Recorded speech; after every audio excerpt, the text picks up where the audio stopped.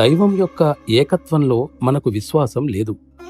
మనం కొంత పరిసరాల వలన ప్రభావితమవుతాం, కొంత సాంగత్యం వల్ల పాడవుతాం.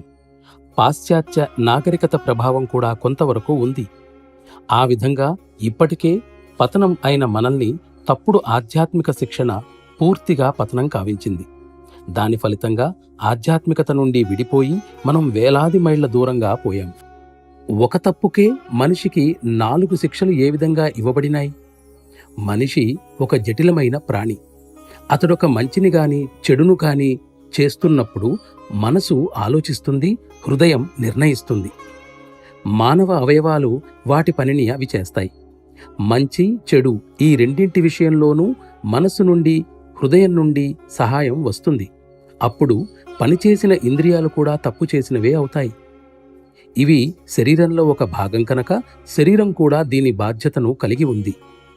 మనం చెడు విషయాలను గురించి ఆలోచించేటప్పుడు వాతావరణంలో చెడు భావాల ముద్రలను వదులుతాం. అందుకు ప్రకృతి మనల్ని వేరుగా శిక్షిస్తుంది. వ్యక్తి తను చేసిన తప్పును అనుసరించి కష్టతరమైన జీవితాన్ని గాని నరకాన్ని గాని పొందుతాడు. అతడు నరకంలో ఎంతవరకు శిక్షను అనుభవించవలసి ఉందో అంతవరకు శిక్షించబడతాడు. మిగిలినది ఈ లోకంలో మరో జన్మనెత్తడం ద్వారా అనుభవించాల్సి వస్తుంది. తను చేసిన పని చెడ్డదని భావించిన మనస్సు శిక్షను అనుభవించింది. దాని ప్రభావం చెడ్డది. ఇదే హృదయానికి శిక్ష. సంఘం కూడా అతడిని గేలి చేసి నిరసించింది. అతడు వాతావరణాన్ని పాడు చేసినవాడు కనుక అతడికి నరకం ప్రాప్తించింది. శరీరము దాని అవయవాలు పొందినది 3వ శిక్ష. ఆ విధంగా తప్పును చేయడంలో తోడ్పడినవన్నీ శిక్షను పొందాయి.